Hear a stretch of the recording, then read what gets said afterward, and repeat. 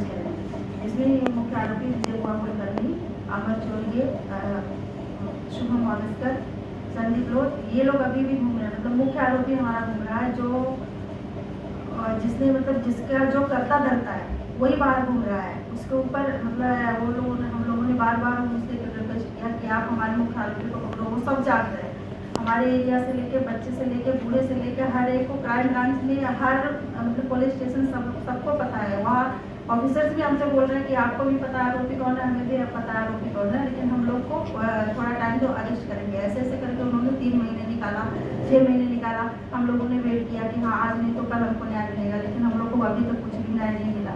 और जो हमारा मुख्य आरोपी है वो हमारे एरिया में ही आ रहा है, हमारे घर के बाजू में आ रहा है, अपने पोस्टर्स लगा रहे हैं, उसके ऊपर आशीष सेला जी का फोटो है। और वो हमेशा बिंदास बोलता है कि हमारे ऊपर आशीष सर का हाथ है, हमको कोई नहीं कर सकता, ये केस में हमें कोई अंदर नहीं जा सकता। तो हम लोग न्याय की अपेक्षा कैसे करें और किससे करें? कोई हम लोग को पत्रकार मैनेज कर रहे हैं, मीडिया वालों को मैनेज किया जा रहा है, तो हम लोग आखिर अपने न्याय के लिए गुहार किससे लगाए? हम सीएम से मिलने की कोशिश किए, हम लोगों ने सबसे क्राइम में मतलब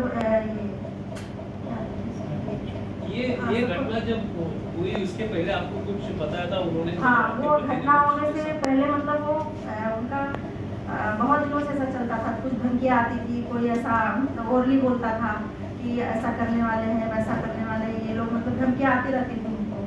पर वो आके घर पे भी बताते थे, हम लोग को भी बताते थे, हम लोग भी उनको बोलते थे थोड़ा सावधान रहो। लेकिन वो क्या लगता था उनको कि ये मतलब कहीं कहीं बातें हैं, ऐसा कोई किसी की मतलब मैं तो ऐसा कुछ काम करता ही नहीं कि मेरी जान को जोखिम हो, क्योंकि वो एक समाज सेवक थे। वो उन्होंने बोला, अभी भाई साहब ने बोला कि अपने आगे की थाली भी दूसरे को देने को तैयार रहते थे, वो ऐसे इंसान थे। तो हम लोग को भी कभी इस चीज़ का मतलब वहम नहीं था कि ऐसा हो जाएगा।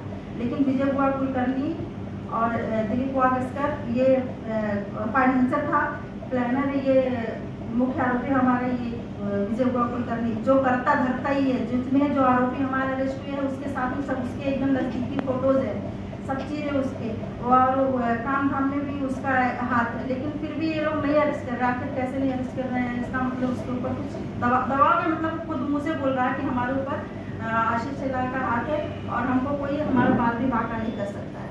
वो अभी कल की बात में बोल रही हूँ, कल तक वो ऐसा बोल रहा है और फिर भी हमारा प्रशासन चुप है और वो इंतजार कर रहा है। किस चीज़ का इंतजार कर रहा है? कि दूसरा भी मुल्लापुर में शायद ऐसा हो, शायद इसका इंतजार हो रहा है, दूसरा घर बर्बाद हो, दूसरे के बच्चे अनाथ हो। शायद हमारे क्राइम ब्रांच, हमारे सीएम, हमारे गृह मंत्री सब लोग इसका वेट कर रहे हैं, क्योंकि वो अरेस्ट नहीं हो रहा, उसकी दहशत और बढ़ती चली जा रही है। वो कह रहा है मैं अगर मुन्ना कुर्मी का ऐसा कर सकता हूँ तो मैं किसी को भी कर सकता हूँ। वो उसकी आवाज़ है विजय कुलकर्णी। तो आखिर वो अरेस्ट क्यों नहीं हो रहा है? हम बार बार हम लोग वही आके गुहार लगा रहे हैं कि उसको अरेस्ट करो। आखिर हमें रीजन भी बताओ कि अरेस्ट क्यों नहीं हो रहा है। ऐसा कुछ कारण आपको बताया था उन्होंने, आपके पति ने, कि इस कारण की वजह से वो अरेस्टमेंट कर रहे हैं? कारण हाँ, अरेस्टमेंट उससे खंडनी वगैरह मांगते थे, तो लेकिन उनका कोई ऐसा काम ही नहीं था कि खंडनी दे इन लोग को। जैसे लोगों से मांगते हैं लाख रुपए, 2 लाख रुपए, कभी उसकी पार्टी जाती है, कभी उसका बर्थडे होता है, कभी और प्रोग्राम होते हैं। वो लोगों की सेवाएं कहाँ से करता है? यही से करता है, लोगों से खंडनी मांगता है और लोगों की सेवाएं करता है। वो वाइट दिखता है उसमें कि वाइट कॉलर है वो, तो ऐसा इनसे भी खंडनी मांगता था। कभी 4 लाख मांगता था, कभी 2 लाख मांगता था, कभी 1 लाख मांगता था। लेकिन ये क्या बोलते थे कि मैं ऐसा कोई काम नहीं करता हूँ कि मैं तुम लोग को खंडनी दूँ, और इसके लिए खंडनी ये कभी नहीं दिए, कभी नहीं बोले मेरी जान चली जाएगी लेकिन मैं खंडनी नहीं दूंगा। उसके लिए इनको धमकियाँ भी दी, इनका कई बार अपहरण भी किए उन लोगों ने, लेकिन ये चीज़ को कभी स्वीकारा ही नहीं कि मैं खंडनी तुम लोग को दूंगा। महेश वेंगुर्लेकर उर्फ बाळा, तुम्हाला आता पोलीस संरक्षणाची गरज आहे असं वाटतंय का? तुम्ही मागणी केली का? पोलीस संरक्षण आम्हाला मिळणार नाही आहे. आम्ही यापूर्वी पण सांगितलं की मेलो तरी बेहत्तर, परंतु ही गुंडगिरी संपली पाहिजे. सर्वसामान्यचा श्वास जो कोणतो आहे हा कुठेतरी सुटला पाहिजे. कारण पोलीस संरक्षण आम्ही जरी मागितलं तरी आम्हाला मिळणार नाही. आम्हालाच काय, पुन्हा पूर्वीच्या कुटुंबाला कोणाला घरातल्याला मिळणार नाही. कारण याच्यामध्ये अजून कोणाची हत्या होईल याचा पण फरक सरकारला पडणार. कारण गोवा गँग एवढी मोठी आहे की याचं म्हणजे आत्ता पण आम्ही लहानपणाला ऐकत आलो, छोटा राजन म्हणा, दाऊद म्हणा, दगडीचाळ म्हणा, अमरनाथ म्हणा, अनेक गँग ही त्याच्या पुढे गेली. ह्यामध्ये मुख्यमंत्री म्हणा किंवा कोणी म्हणा याच्यात लक्ष द्यावं लागेल. परंतु यशवंत जाधव आणि गृहमंत्री योगेश कदम याचे एवढं चवळीक आहे ना की मला नाही वाटत.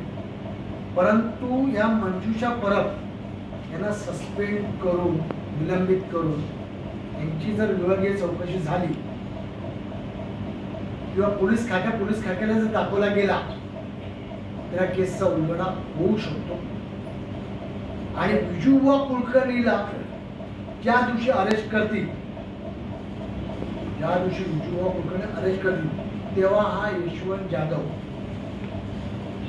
भागीदार कसा व्यावसायिक कसा हे सांगितलं. परंतु माझगाव मध्ये जेवढे विकासासाठी जेवढी कामं चालू झाली तिकडे फक्त विजूबुवा कुलकर्णी. आपण बोला की आंदोलन करणार आणि न्यायालय जाणार तर पुरावा तुमच्याकडे काहीच नाही. मग न्यायालयामध्ये तुमची बाजू कशी टिकेल? न्यायालयामध्ये आमची बाजू टिकू शकते कारण याच्यामध्ये जो पोस्टमॉर्टम रिपोर्ट जो दाखवला गेलाय पोस्टमॉर्टम रिपोर्ट जो आहे हा भयानक आहे. डोक्याचे 3 तुकडे गेले आणि एवढं सर्व असताना एफआयआरमध्ये अज्ञात इसमाच्या विरोधामध्ये मुख्य म्हणजे घरातली लोक जबानी द्यायला होत असताना देखील अज्ञात व्यक्तीच्या विरोधात कसा काय गुन्हा दाखल होऊ शकतो?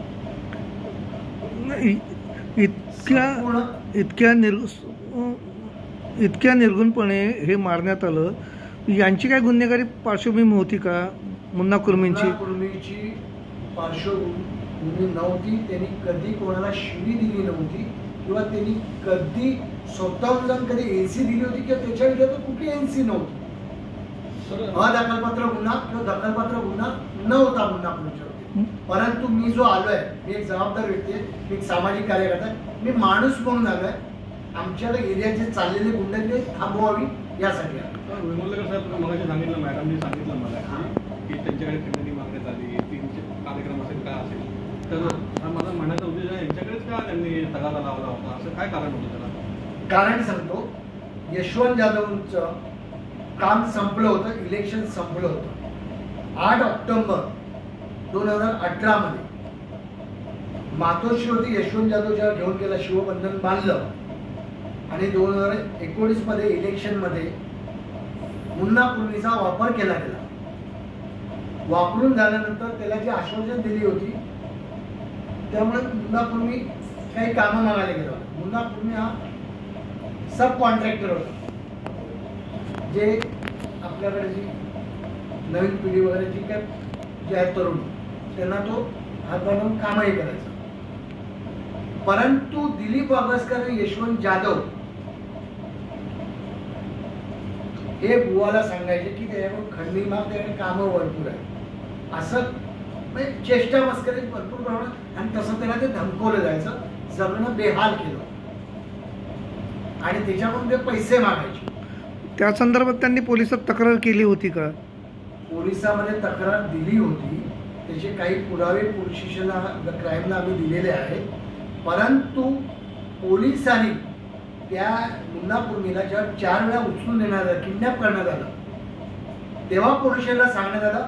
परंतु पोलिसांनी सोमोटो दाखल करून स्वतःहून घेतलेली नाहीये जी कायद्यामध्ये बसते. कायदेशीर कायदा तोडून पोलिसवाले या सगळ्या गोष्टी केल्या. बुवा कुलकर्णी सुद्धा काहीतरी पदाधिकारी असं ऐकलंय भाजपचा. बरोबर आहे. पदाधिकारी म्हणजे विजूबुवा कुलकर्णी जो आहे हा अखिल भारतीय माथाडी कामगार संघटना आहे. त्याचा हा सचिव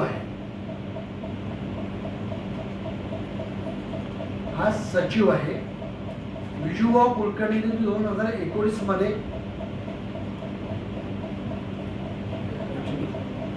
97 मध्ये एक पहिली हत्या केली. त्याच्यानंतर 2014 मध्ये एक हत्या केली आणि त्या हत्या दोन्ही त्या कॉटनला झाल्या.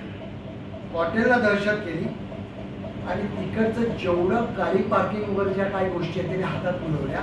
इव्हन बॉम्बे पोर्ट रोडच्या ज्या तिकडे जेवढं स्क्रॅप पडलाय 50 करोडचा स्क्रॅप या बिजू बुवा कुलकर्णींनी विकला.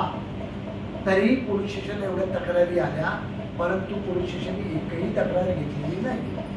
कारण बिजू बुवा कुलकर्णीच्या बाबतीमध्ये तक्रार देणं, दिलीप वागसकरच्या बाबतीमध्ये तक्रार देणं, त्या तक्रारदाराला गेटच्या बाहेर पाठवणं आहे की ती तक्रार केराच्या डोकीमध्ये टाकणं एवढंच माहिती. बोला.